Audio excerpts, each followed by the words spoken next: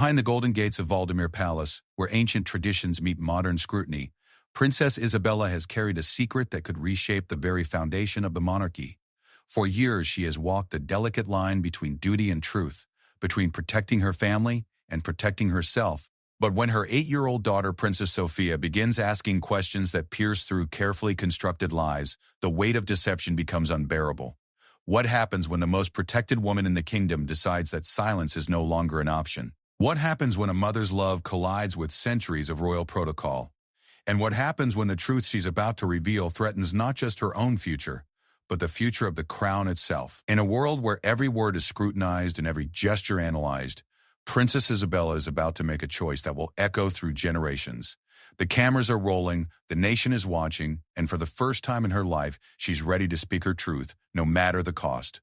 This is the story of a princess who chose courage over comfort, honesty over harmony, and love over loyalty to a system that demanded her silence. The morning mist clung to the gardens of Valdemar Palace like a secret refusing to be told. Princess Isabella stood at her bedroom window, watching the groundskeepers tend to the rose beds below, their movements precise and practiced after decades of service. At 32, she had learned to find comfort in these small routines, these predictable moments before the day demanded she become the perfect princess the world expected her to be. But today felt different. Today, the weight of pretense felt heavier than her grandmother's diamond tiara. A soft knock interrupted her thoughts. "Your Highness?" Her lady-in-waiting, Margaret, entered with the morning's schedule printed on cream-colored palace stationery. "The Queen Mother wishes to see you in the blue drawing room at 9:30. Isabella's stomach tightened. Summons from Queen Mother Victoria were never casual affairs. At 87, the matriarch of the royal family ruled with an iron will wrapped in velvet gloves, and Isabella could count on one hand the number of times she had disappointed the formidable woman. Unfortunately, those instances had been increasing lately. "Did she mention why?" Isabella asked, though she suspected she already knew. Margaret's expression remained carefully neutral, a skill perfected through years of palace service. "She mentioned yesterday's charity event, Your Highness." The charity event. Isabella's jaw clenched as she remembered the reporter's question that had caught her off guard. "Your Highness, there have been rumors about tensions within the royal family. How do you respond to suggestions that not everything is as harmonious as it appears?" She should have given the standard response about family unity and shared values. Instead, she had paused a moment too long, her smile faltering just enough for the cameras to catch. That pause would be analyzed, dissected, and speculated about in tabloids across the kingdom. "Thank you, Margaret. Please tell Her Majesty I'll be there shortly." As Margaret departed, Isabella caught sight of herself in the antique mirror that had belonged to 5 generations of royal women before her. The reflection showed a woman who looked tired despite her careful makeup, a woman whose blue eyes held shadows that no amount of concealer could hide. She had mastered the art of looking regal, but lately, she wondered if anyone could see past the facade to the person struggling beneath. Her phone buzzed with a text message from her husband, Prince Alexander. "Saw the news coverage. We need to talk when I get back from Edinburgh. Love you." The message was supportive on the surface, but Isabella could read between the lines. Alexander, ever the diplomat, was concerned about maintaining their public image. After 8 years of marriage, she had learned to decode his careful language. "We need to talk" meant there had been palace discussions about her behavior, strategy sessions she hadn't been invited to join. Another knock came at the door, this one smaller and more tentative. "Mama?" Princess Sophia's voice always managed to cut through Isabella's worries. Her 8-year-old daughter entered the room still in her pajamas, her dark hair tousled from sleep and her eyes bright with the kind of innocence Isabella desperately wanted to protect. "Good morning, my love." Isabella knelt down to embrace her daughter, breathing in the sweet scent of childhood that still clung to Sophia's skin. "You're up early." "I couldn't sleep," Sophia said, settling into her mother's arms. "I had that dream again." Isabella's heart clenched. For the past month, Sophia had been having nightmares about being separated from her family, about doors closing and voices she couldn't reach. The palace physician assured them it was normal childhood anxiety, but Isabella wondered if her daughter was somehow sensing the tension that permeated their lives like an invisible fog. "What happened in the dream, sweetheart?" Sophia was quiet for a moment, picking at the lace trim on Isabella's robe. "Everyone was angry, and they were saying things about you, bad things. And then they took you away, and I couldn't find you anywhere." The words hit Isabella like a physical blow. How could she explain to an 8-year-old that the dream might not be so far from reality?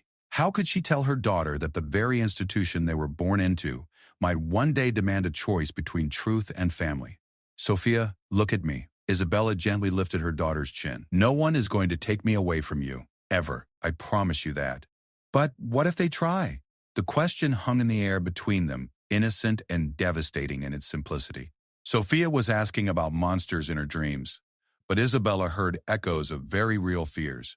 What if the palace decided she had become too much of a liability? What if her growing reluctance to play the perfect princess role threatened their carefully maintained image? What if her desire to be authentic with her daughter conflicted with the crown's need for control? Then I would fight them, Isabella said quietly. I would fight for you, for us, for what's right. Sophia seemed satisfied with this answer, snuggling closer to her mother, but Isabella's mind was racing. The words had tumbled out before she could stop them, and they felt like a declaration of war against everything she had been raised to accept without question. The ornate clock on the mantelpiece chimed 9 o'clock, reminding Isabella of her approaching appointment with the Queen Mother. She helped Sophia get ready for breakfast with her governess, kissing her daughter's forehead and promising to read together before bedtime. As Isabella prepared for her meeting, she found herself thinking about her own childhood, about the lessons in duty and sacrifice that had been woven into every aspect of her education. She had been taught that personal desires were secondary to royal obligations, that happiness was less important than harmony, that truth was negotiable but image was sacred. But watching Sophia grow up in the same golden cage was changing something fundamental inside Isabella. Her daughter asked questions with the fearless curiosity of childhood, questions that cut straight to the heart of contradictions Isabella had learned to ignore. Why couldn't they go to the grocery store like normal families? Why did people always want to take their picture? Why couldn't Mama say what she really thought about things? Each question chipped away at Isabella's carefully constructed acceptance of their life. Each innocent inquiry forced her to confront the ways she had compromised herself, the pieces of her authentic self she had surrendered in service to an institution that demanded perfection over honesty. The blue drawing room was exactly as Isabella remembered from countless formal meetings throughout her life. Portraits of stern-faced ancestors gazed down from gilded frames, their eyes seeming to judge every word and gesture. Queen Mother Victoria sat in her usual chair, her silver hair perfectly styled despite the early hour, her posture as straight as a sword. Isabella, dear, please sit. The Queen Mother's voice carried the authority of someone who had never been questioned. I trust you slept well? Yes, thank you, Grandmother. Isabella took her seat, automatically falling into the formal posture she had been taught since childhood. I'm afraid I cannot say the same. Queen Mother Victoria's pale blue eyes fixed on Isabella with laser precision. I found myself quite troubled by yesterday's events. Here it comes, Isabella thought, the carefully worded lecture about responsibility and discretion, about the importance of maintaining the family's reputation above all else. The press is speculating about divisions within our family, the Queen Mother continued. They're analyzing your expression frame by frame, suggesting that there are secrets being hidden, problems being covered up. This is unacceptable. I answered their questions appropriately, Isabella said, though even she could hear the defensiveness in her voice. Did you? The question was sharp as a blade, because from where I sat, watching the coverage, it appeared you were struggling with something. And struggle, my dear, is not something we display in public. The familiar lessons began then, the same ones Isabella had heard since childhood. The importance of unity, the necessity of sacrifice, the sacred duty to preserve the monarchy's reputation regardless of personal cost. Each word felt like another link in the chain that bound her to a life of careful performance. But as the Queen Mother spoke about duty and tradition, Isabella found her mind drifting to Sophia's nightmare, to her daughter's fear of losing her mother to forces beyond her control. The irony was bitter. In trying to protect the institution, were they destroying the very relationships that made it worth preserving?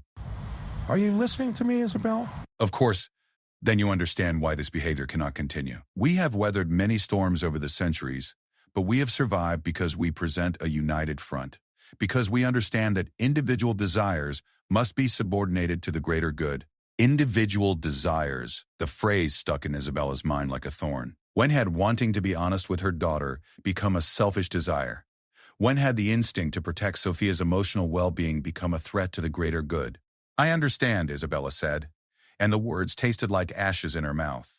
The meeting continued for another 20 minutes, covering everything from upcoming public appearances to protocols for handling press inquiries. But beneath the practical discussions, Isabella sensed a deeper message.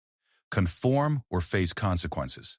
As she left the blue drawing room, Isabella felt something shifting inside her, like tectonic plates moving deep beneath the surface. The conversation had been intended to bring her back in line, to remind her of her place and her duties. Instead, it had crystallized a growing certainty that the system she had been born into was fundamentally flawed. She thought about Sophia's questions, about Alexander's careful diplomacy, about her own reflection in the ancestral mirror. She thought about the woman she might have been if she hadn't been shaped from birth to be an ornament for an institution that valued image over humanity. And for the first time in her life, Isabella began to seriously consider what would happen if she stopped pretending everything was perfect. What would happen if she told the truth about the isolation, the pressure, the way the royal life consumed authentic human connection like a beautiful golden fire?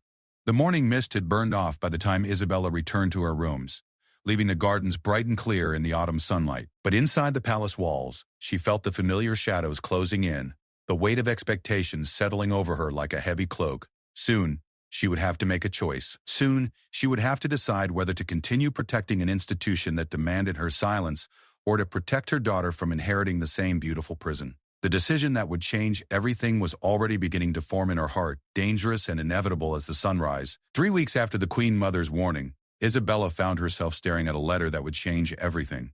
The envelope bore no royal seal, no official markings, just her name written in careful handwriting that she recognized from childhood. Dr. Sarah Chen had been more than Sophia's pediatrician. She had been the closest thing to a real friend Isabella had been allowed to maintain since her marriage into the royal family. The letter was brief but devastating. Isabella, I need to speak with you urgently about Sophia. What I've observed during our recent sessions requires immediate discussion. This cannot wait for our scheduled appointment. Please call me. Isabella's hands trembled as she read the words again. Sarah had been seeing Sophia regularly since the nightmares began. Sessions that the palace had approved as routine mental health support for a child, adjusting to increased public attention. But the formal tone of this letter suggested something far more serious than routine adjustment issues. Her phone rang before she could process the implications fully. Alexander's name appeared on the screen, and Isabella felt her stomach drop. He rarely called during his official engagements unless something was wrong. Isabella? Thank God you answered. Alexander's voice carried an edge she had rarely heard. We have a problem. What kind of problem? Isabella asked, though she feared she already knew. The Times is running a story tomorrow about Sophia, about her sessions with Dr. Chen.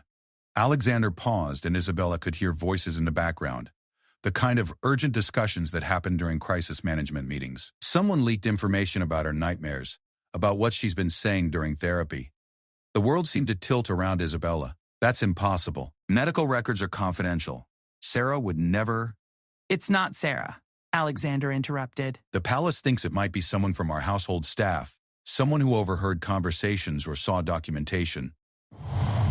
Isabella sank into a chair, her mind racing. Sophia's innocent questions and fears had been private, sacred even. The idea that someone had been listening, taking notes, preparing to sell her daughter's vulnerabilities to the press felt like a violation beyond comprehension. What are they saying? She asked, dreading the answer. The article suggests that Sophia is having severe psychological distress due to palace tensions. They're claiming she's expressed fears about family separation, about you leaving. They're painting it as evidence of serious problems within our marriage and the royal family. Each word hit Isabella like a physical blow. The palace's worst nightmare was unfolding. Private family struggles being dragged into public speculation, their carefully maintained image of harmony cracking under scrutiny. Alexander, I need to come home. We need to handle this together. That's just it, Alexander said, his voice dropping lower. The palace communications team wants to handle this their way. They're suggesting a coordinated response that emphasizes Sophia's resilience and our family's strength. Isabella understood immediately what that meant. More performance, more careful staging, more lies wrapped in diplomatic language. They would parade Sophia in front of cameras to prove she was fine, use their daughter as a prop to counter negative publicity. Absolutely not, Isabella said, her voice harder than she intended. We are not putting Sophia in front of the press to clean up this mess. Isabella, please think about this rationally. The story is going to run whether we respond or not. At least this way we control the narrative. Control the narrative. The phrase that had governed so much of their lives, the constant effort to shape reality into something more palatable for public consumption. But this time, it involved their daughter, and Isabella felt something fierce and protective rising in her chest.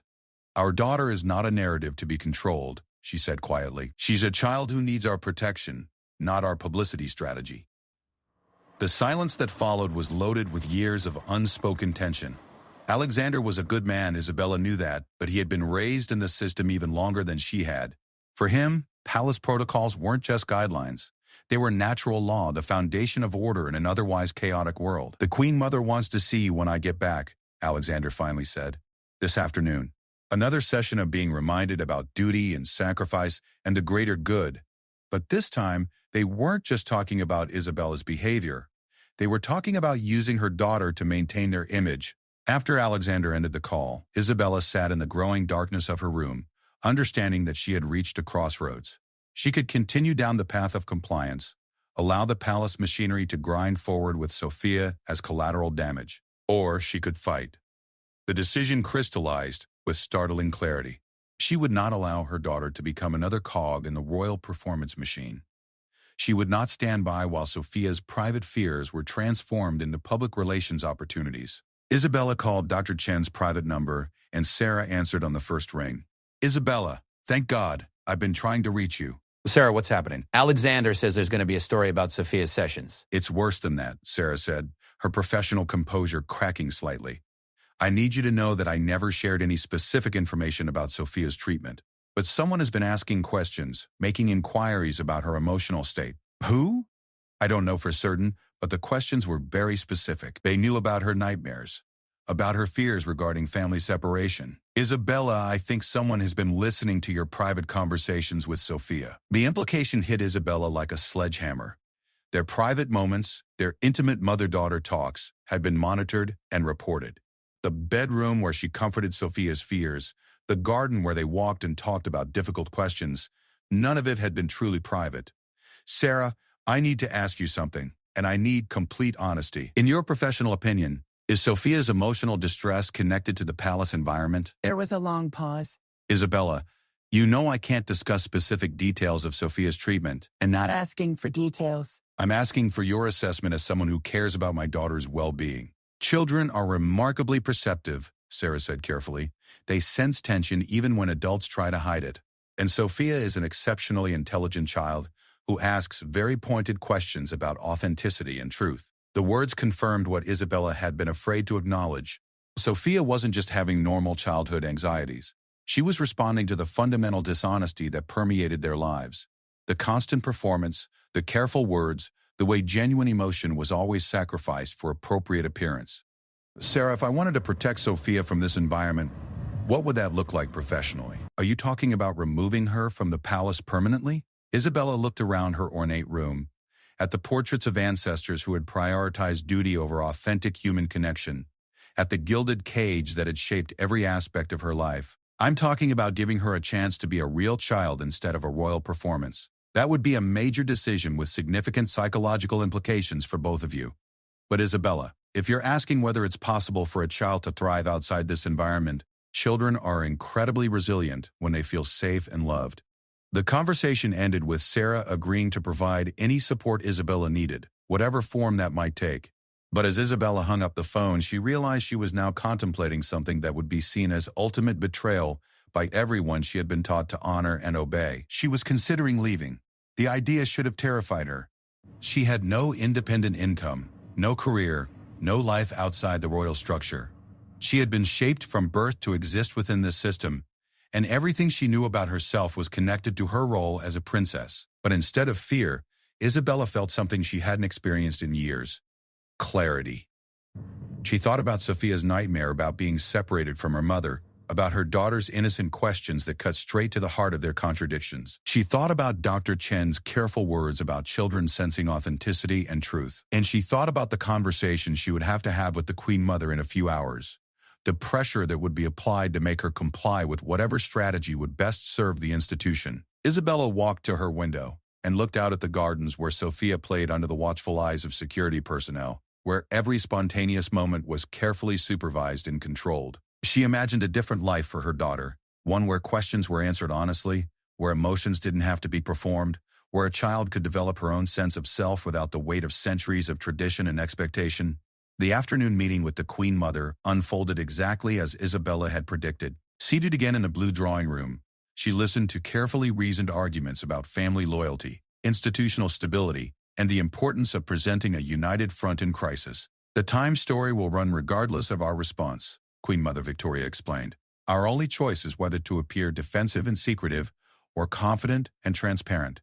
Transparent, Isabella repeated. Is that what we're calling it when we parade an 8-year-old in front of cameras to prove she's not psychologically damaged by our lifestyle? The Queen Mother's expression hardened.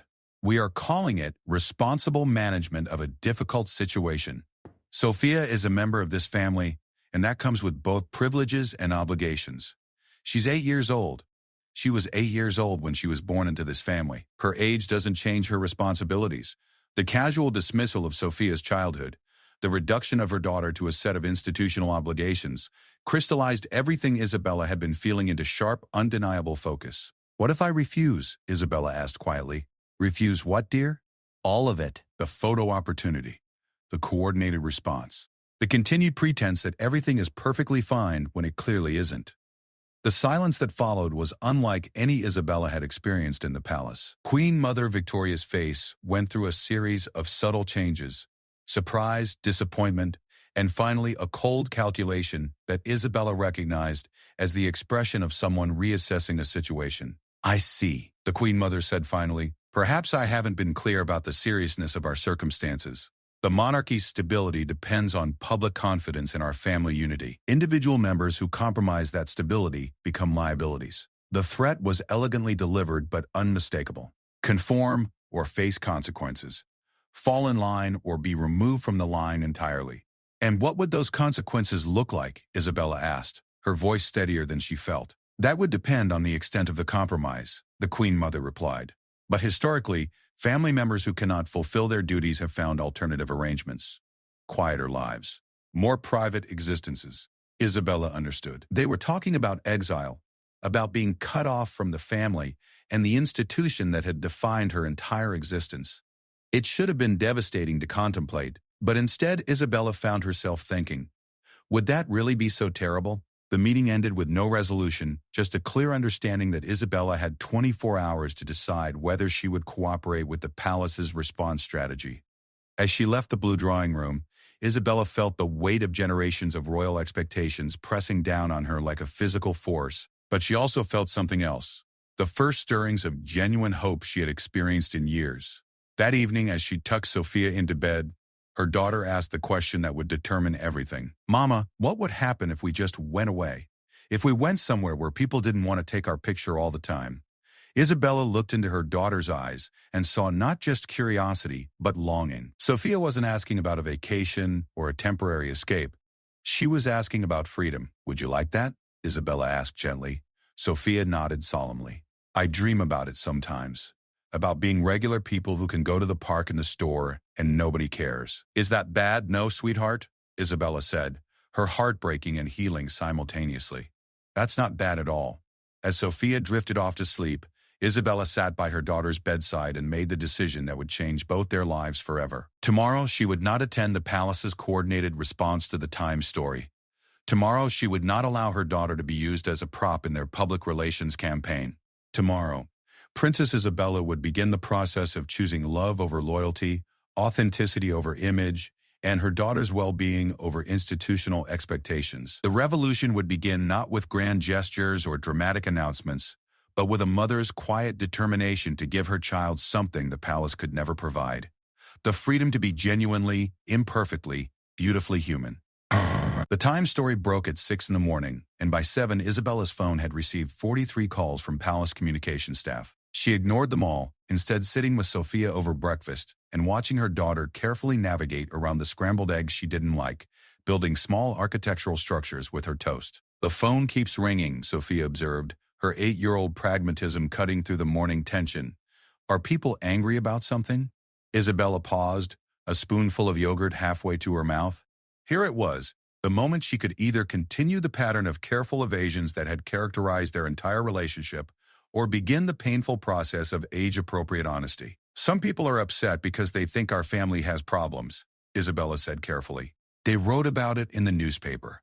Sophia considered this with the seriousness she brought to all adult topics. Do we have problems? The question hung in the air between them, innocent and devastating. Isabella looked at her daughter, really looked at her, and saw the intelligence there, the quiet assessment that suggested Sophia already knew the answer. Yes, Isabella said quietly. We do have some problems. Sophia nodded as if this confirmed something she had long suspected. Are you going to fix them? I'm going to try. Good, Sophia said, returning to her toast architecture with the matter-of-fact acceptance that children brought to complicated situations. I don't like pretending everything is okay when it isn't. The simple statement hit Isabella with the force of revelation. Her 8-year-old daughter had articulated what Isabella herself had been struggling to understand. The exhaustion of constant performance, the psychological toll of perpetual pretense. Alexander arrived home at 9:30, his usually composed demeanor showing cracks around the edges. His dark hair was slightly disheveled, and Isabella could see the tension in his shoulders as he entered their private dining room. We need to talk, he said, his voice carrying the formal tone he used during official functions. Yes, we do, Isabella agreed, gesturing for him to sit. The palace is in full crisis mode, Alexander began. The Times piece is being picked up internationally. Questions are being raised about Sophia's emotional state, about our marriage, about the stability of the younger generation of royals. Isabella listened to the familiar litany of concerns. Public perception, institutional stability, damage control. But as Alexander spoke, she found herself watching his face, looking for signs of the man she had fallen in love with 8 years ago. What do you think? She asked when he finished. What do I think about what? About what the story says? About Sophia's fears, about whether there's truth in it. Alexander's pause was telling. I think the story takes private family matters and distorts them for public consumption. I think it's an invasion of our privacy that we need to address strategically. That's not what I asked. Another pause, longer this time. Isabella, what are you getting at? She looked at her husband, at this good, decent man who had been shaped by the same system that had molded her, and felt a deep sadness for all the conversations they had never been able to have, all the authentic moments that had been sacrificed to appropriate behavior. I'm asking if you think Sophia is happy, Isabella said simply. Of course she's happy. She has everything a child could want. Does she? Alexander's expression shifted, becoming defensive. She has love, security, education, opportunities that most children could never dream of. She asked me why we can't live like normal people. She's 8 years old and she's already learned to perform for cameras instead of just being a child. That's part of our life, Isabella. It's part of who we are. It's part of who we've been told we are, Isabella corrected. But what if it doesn't have to be part of who Sophia becomes? The question hung between them, and Isabella could see Alexander processing the implications. He was a thoughtful man, someone who genuinely cared about their daughter's well-being, but he had been trained from birth to see royal duty as synonymous with personal fulfillment. The palace communications team wants to schedule a family photo session this afternoon, Alexander said finally. Something casual, relaxed, showing Sophia as a normal, happy child. No. The word came out more firmly than Isabella had intended, and Alexander's eyebrows raised in surprise. No, I will not put our daughter in front of cameras to prove she's not psychologically damaged by our lifestyle. I will not use her as a prop in our public relations strategy. Isabella, this isn't about using Sophia. It's about protecting her from ongoing speculation. Is it? Or is it about protecting the institution from uncomfortable questions?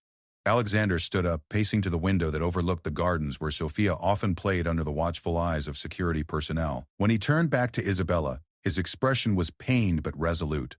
What's the alternative? Let the story control the narrative? Allow speculation to grow unchecked? The alternative is telling the truth. The words emerged before Isabella fully realized she had decided to speak them. But once they were out, she felt a strange sense of relief, as if a weight she had been carrying for years had suddenly been lifted. What truth? Alexander asked, his voice very quiet. That this life is harder than it appears. That the pressure is real. That the isolation is real. That constantly performing perfection takes a toll on everyone involved, including our daughter. Alexander was silent for a long moment, and Isabella could see the conflict playing across his features. She knew he had felt the same pressures, the same constraints on authentic expression, but acknowledging them meant questioning everything they had been taught to value and preserve. Even if that were true, he said finally, discussing it publicly would only make things worse. For us, for Sophia, for the monarchy itself. Or would it make things more honest? Before Alexander could respond, Margaret appeared in the doorway with the careful expression she wore when delivering unwelcome news.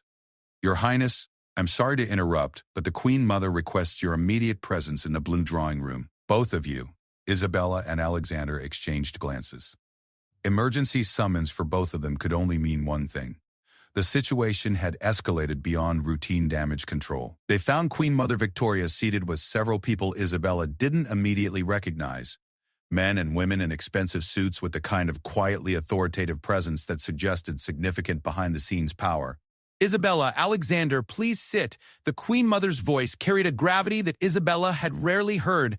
I'd like you to meet our crisis management consultants. The phrase itself suggested that they had moved far beyond normal palace communications protocols into territory that required professional intervention. A woman with silver hair and steel-gray eyes took the lead. Your Highnesses, I'm Victoria Stone from Blackwood Strategic Communications.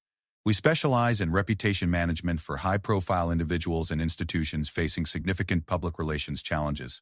Isabella felt a chill at the clinical language. They weren't talking about a family facing difficulties. They were talking about a product that needed rebranding. The Times story has generated considerable international attention, Ms. Stone continued. We're seeing pickup from major news outlets across Europe and North America. Social media engagement is significant and trending negative. The charts and graphs appeared on the tablet screen, showing sentiment analysis and trending topics with the kind of detailed precision that suggested constant monitoring of public opinion. Our recommendation is a comprehensive response strategy that addresses the core narrative while redirecting public attention to positive family dynamics. What does that mean specifically? Isabella asked. A coordinated series of public appearances designed to demonstrate family unity and the princess's psychological well-being. We would begin with a casual family photo session, followed by a public outing. Perhaps a charity event that showcases the princess in a natural, comfortable environment. They were describing exactly what she had refused to consider, using Sophia as a prop in their image rehabilitation. And if we decline this strategy? She asked. Ms. Stone's expression remained professionally neutral, but Isabella caught the brief glance she exchanged with the Queen Mother. That would be inadvisable, Ms. Stone said carefully. Silence in these situations typically leads to increased speculation and more invasive media attention. The story would continue to grow without any balancing perspective. Stone is saying, Queen Mother Victoria interjected, is that we have reached a point where action is no longer optional. The monarchy's reputation is at stake. Isabella looked around the room at the assembled faces. Palace officials, crisis management experts, the Queen Mother herself, all united in their conviction that Sophia should be deployed as a solution to their public relations problem. I need to speak with my daughter, Isabella said quietly. That's not necessary, the Queen Mother replied. Princess Sophia is a minor child. These decisions rest with the adults responsible for her welfare and the institution's stability. The casual dismissal of Sophia's own voice in decisions that would affect her life crystallized something in Isabella's mind. This wasn't just about a single photo session or public appearance. This was about whether her daughter would grow up with any agency over her own life, any say in how she was presented to the world. With respect, grandmother, Sophia is the one who will have to live with the consequences of these decisions. She deserves to have her feelings considered. Children often don't understand what's in their best interests, Miss Stone interjected smoothly. That's why we have adult guidance to make difficult choices on their behalf. Isabella stood up abruptly, surprising herself with the sudden movement. Every face in the room turned to her, and she felt the familiar pressure to conform, to apologize, to step back into her assigned role. Instead, she took a deep breath and spoke the words that would change everything. I understand that you believe this strategy is necessary for the monarchy's welfare, but I don't believe it's necessary for my daughter's welfare. And as her mother, that's my primary concern. The silence that followed was complete. Even the subtle background sounds of palace life seemed to pause as everyone processed the implications of Isabella's statement. Isabella, the Queen Mother said, her voice carrying warning, you seem to be suggesting that your personal judgment supersedes institutional guidance. And I'm suggesting that my daughter's emotional well-being supersedes institutional image management. A gesture that might have looked supportive, but felt more like a plea for her to stop before she said something irrevocable. Perhaps we could take a break, Alexander suggested. Allow Isabella and me to discuss this privately before making any final decisions. But Isabella knew that private discussions would only mean more pressure, more careful arguments about duty and sacrifice, more appeals to her loyalty to the institution that had shaped their entire lives. There's nothing to discuss, she said, her voice steadier than she felt. I will not allow my daughter to be used as a public relations tool. She's a child, not a crisis management strategy. Stone's professional mask slipped slightly, revealing a flash of frustration. Your Highness, I don't think you fully understand the implications of the current situation. Without a coordinated response, this story will continue to grow. More invasive coverage, more speculation about the princess's mental health, more questions about family stability. Then maybe, Isabella said quietly, it's time to answer those questions honestly. The room erupted in a controlled chaos of overlapping voices. Objections, warnings, appeals to reason and responsibility. But Isabella heard them as if from a great distance, her attention focused instead on a single clear realization. She was done pretending, done performing perfection, while her daughter developed anxiety about family separation. Done sacrificing authentic human connection for institutional image management. Done allowing fear of public scrutiny to dictate every aspect of their private lives. As the voices continued around her, Isabella made the decision that would reshape not just her own life, but her daughter's future. She would not participate in the crisis management strategy. She would not allow Sophia to be paraded before cameras to prove their family's stability. Instead, Princess Isabella would do something unprecedented in the modern history of the monarchy. She would tell the truth. The phone call that changed everything came at 11:30 that night. Isabella had been lying awake, staring at the ceiling and listening to Alexander's careful breathing beside her, when her private mobile rang with a number she didn't recognize. Your Highness? The voice was young, nervous, clearly American. This is Jennifer Walsh from the BBC. I'm sorry to call so late, but I wanted to give you the opportunity to respond to a story we're planning to run tomorrow. Isabella's blood went cold. What story? We've obtained audio recordings from inside Valdemir Palace. Conversations between you and your daughter. Discussions about leaving, about the pressures of royal life. We plan to run excerpts in tomorrow's morning broadcast. The world seemed to stop turning. Isabella sat up sharply, her mind racing through the implications. Audio recordings meant someone had been systematically surveilling their most private moments, not just listening but actually recording conversations between a mother and daughter. That's impossible, Isabella said. Though even as she spoke, she was remembering all the times Sophia had asked difficult questions.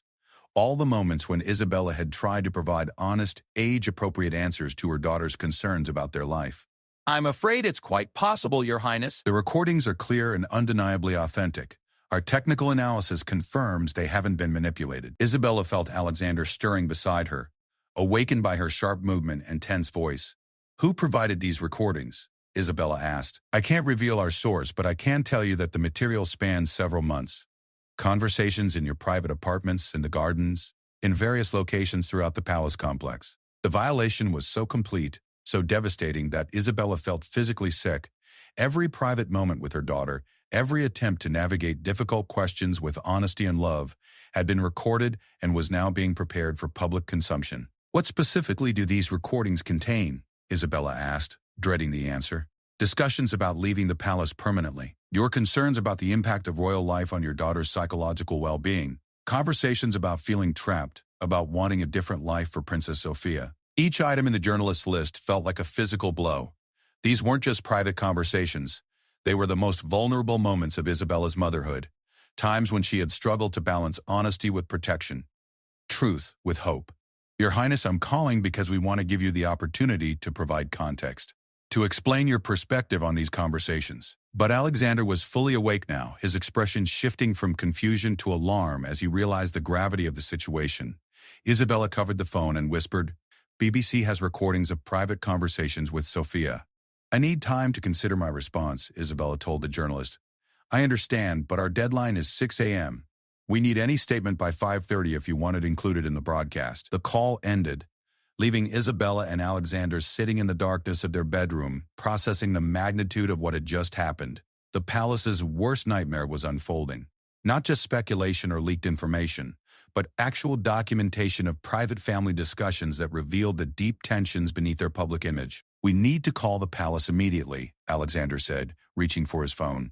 The communications team needs to know about this before the story breaks. She was thinking about Sophia, asleep down the hall, who would wake up tomorrow to discover that her most private fears and questions had been broadcast to the world without her knowledge or consent. Alexander stopped. He paused, his finger hovering over the speed dial for the palace emergency line. What if we don't try to manage this? What do you mean? Isabella turned to face her husband fully, seeing in his expression all the shock and fear that she felt, but also something else. The automatic reflexes of someone trained from birth to protect the institution above all else. I mean, what if we don't try to spin it or explain it away or minimize it? What if we just acknowledge that, yes, these conversations happened, and yes, they reflect real concerns about our life here? Alexander stared at her as if she had suggested something physically impossible. Isabella, you're talking about validating every criticism in the recordings. You're talking about confirming that we've been unhappy, that we've considered leaving. I'm talking about being honest. Honest about what? That we've had private moments of doubt? That raising a child in this environment comes with challenges? Do you understand what that would do to the monarchy's reputation? The question hung between them, and Isabella realized that they had reached the fundamental divide that had been growing between them for months. Alexander still saw their role primarily in terms of institutional service, while Isabella had come to see it primarily in terms of human cost.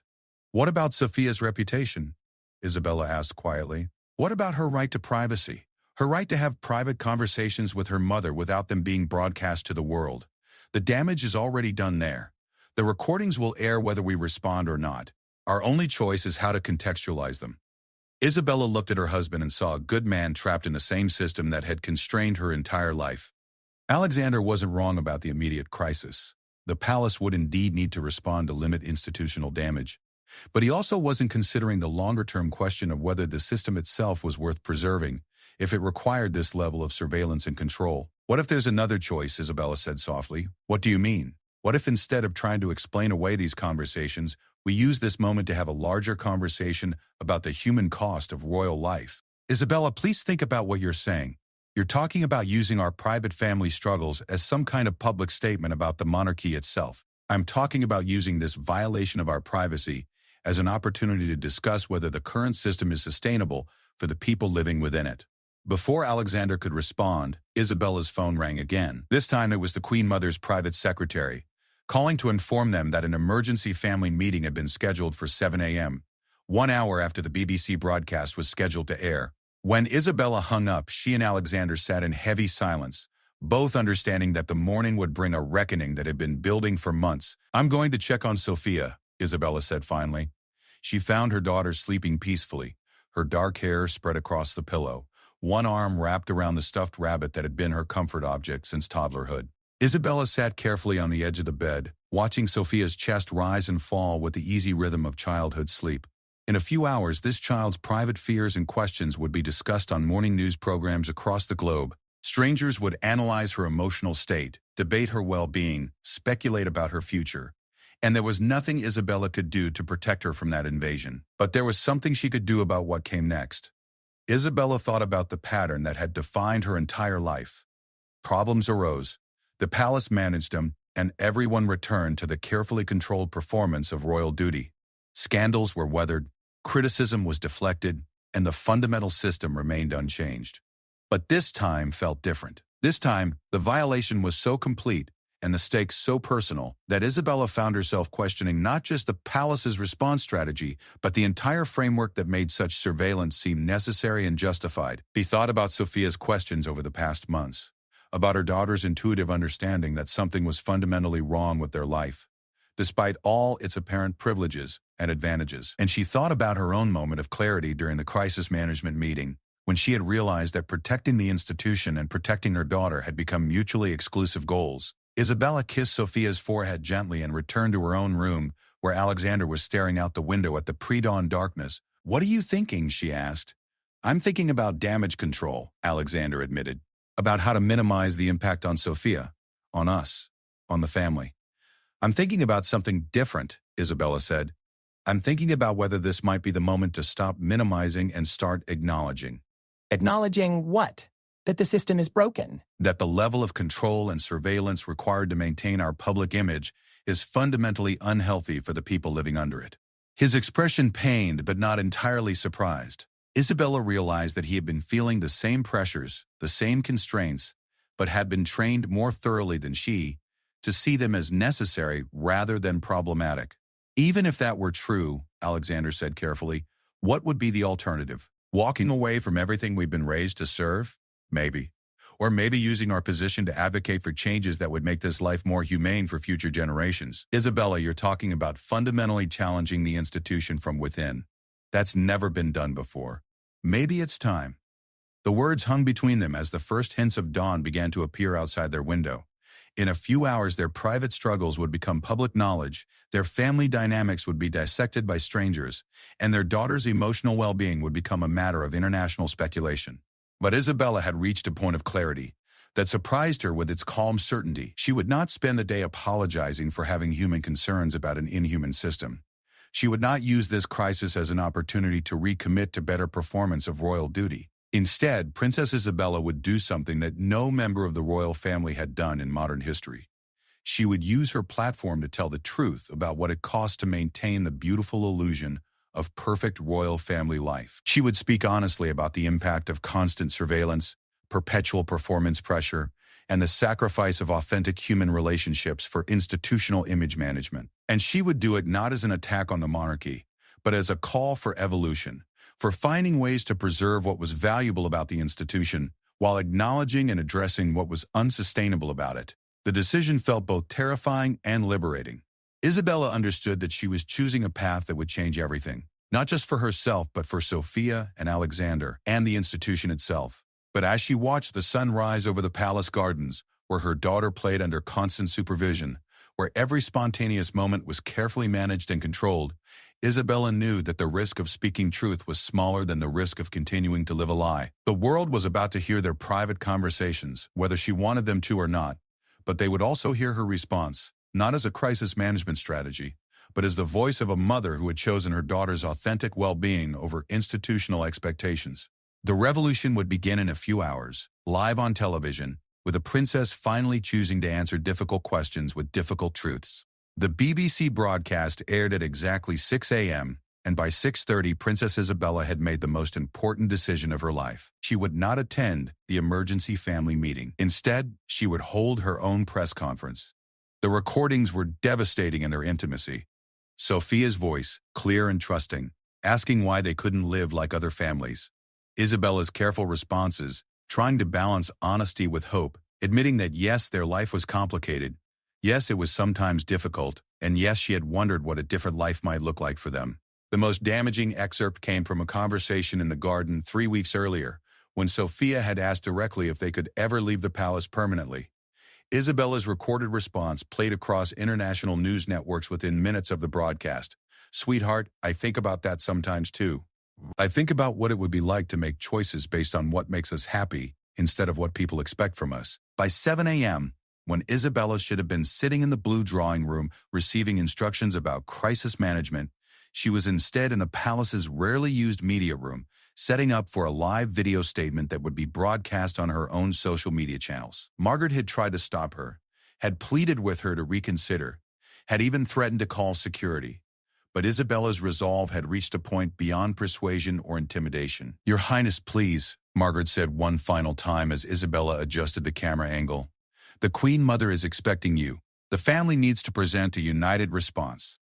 The family can present whatever response they choose," Isabella replied calmly. "But I will not pretend that invasion of privacy is acceptable, and I will not apologize for having honest conversations with my daughter." At 7:15 a.m., Princess Isabella went live to an audience that grew from hundreds to thousands to hundreds of thousands as news outlets picked up the feed and social media amplified her words. She appeared calm, composed, wearing a simple white blouse instead of the formal attire typically required for official statements. No royal crests, no ceremonial backdrops, just a woman sitting in natural light speaking directly to the camera. "Good morning. My name is Isabella, and I am Sophia's mother." The opening was deliberately personal, stripping away titles and protocols to establish her primary identity not as a princess, but as a parent. "By now, many of you have heard recordings of private conversations between my daughter and me. These recordings were made without our knowledge or consent, in what we believe to be the safety of our own home." Isabella paused, letting the implications of systematic surveillance settle with her audience. "I want to address these recordings directly, because I believe honesty serves my daughter better than damage control.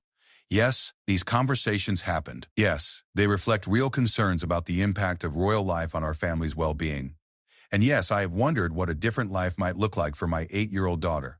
The statement was revolutionary in its simplicity. No spin, no careful language designed to minimize or deflect. Just straightforward acknowledgement of the reality that the recordings had revealed. Sophia is a remarkable child who asks difficult questions. She wonders why our family life must be constantly documented and analyzed. She questions why authentic emotion must be carefully managed for public consumption. She has nightmares about being separated from people she loves because she senses, with the intuition that children possess, that our current life makes such separation a constant possibility. Isabella looked directly into the camera, speaking as if addressing a single concerned parent rather than a global audience. These are not unreasonable concerns. A child's need for privacy, for authentic relationships, for the freedom to express emotions without performing for cameras. These are fundamental human needs, not luxuries that must be sacrificed for institutional stability. Isabella could see the numbers rising in real time, understanding that she was reaching an audience larger than any official royal statement in recent history. I have been asked to participate in a coordinated response designed to minimize the damage from these revelations. I have been told that my daughter should appear in public to demonstrate her psychological well-being, that we should present carefully staged evidence of our family's happiness and stability. Isabella's voice remained steady, but those watching could hear the emotion beneath her composed exterior. I will not do that. I will not use my child as a prop in a public relations strategy. I will not ask her to perform happiness to protect an institution that has systematically violated our privacy in service of its own image management. The words represented a complete break from royal protocol, a direct challenge to the fundamental assumption that family members existed primarily to serve institutional needs. This is not an attack on the monarchy itself, which has provided stability and service for centuries, but it is a call for evolution, for recognizing that the human cost of maintaining perfect public images has become unsustainable. Isabella leaned forward slightly, her tone becoming more conversational, more intimate. I want my daughter to grow up understanding that her worth is not determined by how well she performs for others. I want her to have authentic relationships based on genuine connection rather than carefully managed public interactions. I want her to feel safe expressing doubt, fear, hope, and joy, without those emotions being transformed into public relations opportunities or liabilities. The statement was becoming more than a response to the leaked recordings. It was evolving into a manifesto for a different kind of royal life, one that prioritized human well-being over institutional image. Some will say that I am being selfish, that personal concerns should not supersede duty to the crown, but I believe the greatest duty I have is to my daughter, and that duty includes protecting her right to develop her own sense of self without the constant pressure of public performance. Isabella paused, understanding that she was approaching the moment that would define everything that came after. Therefore, I am announcing that Princess Sophia and I will be stepping back from official royal duties effective immediately. We will be taking time to live more privately, to allow my daughter to experience childhood without constant surveillance and documentation. The words hung in the air like a declaration of independence. Isabella had just announced something unprecedented in modern royal history, a unilateral decision to withdraw from royal obligations without seeking institutional approval. This decision is not made in anger or rebellion, but in love and hope. Love for my daughter, and hope for a future where royal service can coexist with human authenticity. Isabella looked directly into the camera one final time, speaking with the calm certainty of someone who had found clarity after years of confusion. I will not be taking questions about this decision because it is not a negotiation. It is a choice made by a mother who believes her daughter deserves the freedom to grow up as a whole human being rather than a carefully managed public figure. The live stream ended abruptly, leaving viewers across the globe processing what they had just witnessed. Within minutes, the statement was being replayed on every major news network, analyzed by constitutional experts, and shared millions of times across social media platforms. Isabella found Alexander waiting for her outside the media room, his expression a complex mixture of shock, admiration, and terror. "What have you done?" he asked quietly. "I've chosen our daughter over the institution," Isabella replied. "The question now is what you're going to choose." Before Alexander could respond, Margaret appeared with news that the Queen Mother was demanding Isabella's immediate presence, that palace security had been instructed to prevent any further unauthorized statements, and that constitutional experts were being consulted about the implications of a royal family member unilaterally withdrawing from duties. But Isabella was no longer interested in palace demands or constitutional precedents.